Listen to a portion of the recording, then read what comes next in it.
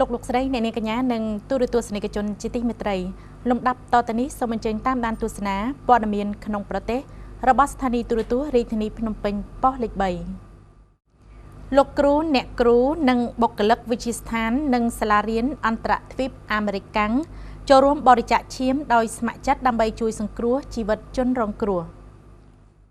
លោកគ្រូអ្នកគ្រូនិងបុគ្គលិកវិទ្យាស្ថាននិងសាលារៀនអន្តរទ្វីបអាមេរិកកាំងកាលពីសប្តាហ៍កន្លងទៅនេះបានចូលរួមបរិច្ចាគឈាមដោយស្ម័គ្រចិត្តជូនដល់មជ្ឈមណ្ឌលជាតិផ្ដល់ឈាមដើម្បីជួយដល់ជនរងគ្រោះដែលត្រូវការឈាមដើម្បីសង្គ្រោះជីវិតឯកឧត្តមអុកញ៉ាវិជ្ជបណ្ឌិតគួចមេងលីប្រធានចាងវាងវិទ្យាស្ថាននិងសាលារៀនអន្តរទ្វីបបានឲ្យដឹងថាកន្លងមកវិទ្យាស្ថាននិងសាលារៀនអន្តរទ្វីបអាមេរិកកាំងធ្លាប់បានចូលរួមក្នុងសកម្មភាពសប្បុរសធម៌ជាច្រើនតាមរយៈបុគ្គលិកសាលាផ្ទាល់និងក្រុមយុវជនជាសិស្សានុសិស្សដូចជាការចុះចែកអំណោយពិនិត្យនិងព្យាបាលជំងឺដោយឥតគិតថ្លៃចុះជួយច្រូតស្រូវប្រជាពលរដ្ឋកម្មវិធីដាំកូនឈើវគ្គបណ្ដុះបណ្ដាលនិងអប់រំនិងកម្មវិធីផ្សេងៗជាច្រើនទៀត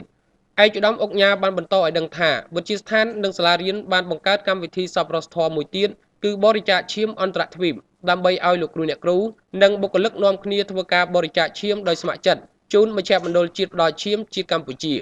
ក្នុងឱកាសនោះឯកឧត្តមអុកញ៉ាបានប្រកាសឲ្យដឹងថាវិទ្យាស្ថាននិងសាលារៀននឹងរៀបចំកម្មវិធីបរិច្ចាគឈាមដោយស្ម័គ្រចិត្តឲ្យបានយ៉ាងតិច3ដងក្នុងមួយឆ្នាំ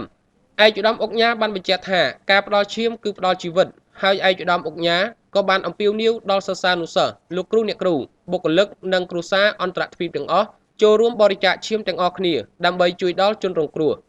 លោកខៀងបូមិតនាយករងមជ្ឈមណ្ឌលជាតិផ្ដល់ឈាមបានថ្លែងអំណរគុណចំពោះលោកគ្រូអ្នកគ្រូនិងបុគ្គលិកនៃវិទ្យាស្ថាននិងសាលារៀនអន្តរទ្វីបអាមេរិកកាំងដែលបានចូលរួមបរិច្ចាគឈាមដោយស្ម័គ្រចិត្តពោរពេញដោយទឹកចិត្តសប្បុរសធម៌លោកនាយករងមជ្ឈមណ្ឌលជាតិផ្ដល់ឈាមបានបញ្ជាក់ថាការបរិច្ចាគឈាមមិនធ្វើឲ្យប៉ះពាល់ដល់សុខភាពទេតែផ្ទុយទៅវិញការផ្ដល់ឈាមញឹកញាប់ជួយកាត់បន្ថយជំងឺគាំងបេះដូងស្លាប់មួយជំហានខ្លួននិងកាត់បន្ថយជំងឺផ្សេងៗការបរិច្ចាគឈាមប្រៀបដូចជាកាត់សក់វែងឲ្យខ្លីហើយវានឹងដុះមកវិញជាធម្មតាការបរិច្ចាគឈាមជាសកម្មភាពមនុស្សធម៌ដ៏ថ្លៃថ្លាបំផុតដែលយើងទាំងអស់គ្នាអាចធ្វើបានការបរិច្ចាគឈាមគឺជាការចូលរួមចំណែកក្នុងការលើកកម្ពស់ការផ្ដល់សេវាសុខាភិបាលក្នុងការជួយសង្គ្រោះជីវិតជនរងគ្រោះដោយគ្មានការរើសអើងលោកក៏បានប្រាប់ផងដែរថាអ្នកដែលអាចផ្ដល់ឈាមបានលុះត្រាតែមានអាយុចាប់ពី17ឆ្នាំទៅ60ឆ្នាំមានទម្ងន់45គីឡូក្រាមឡើងទៅនិងមានសុខភាពល្អគ្មានផ្ទុកមេរោគផ្សេងៗ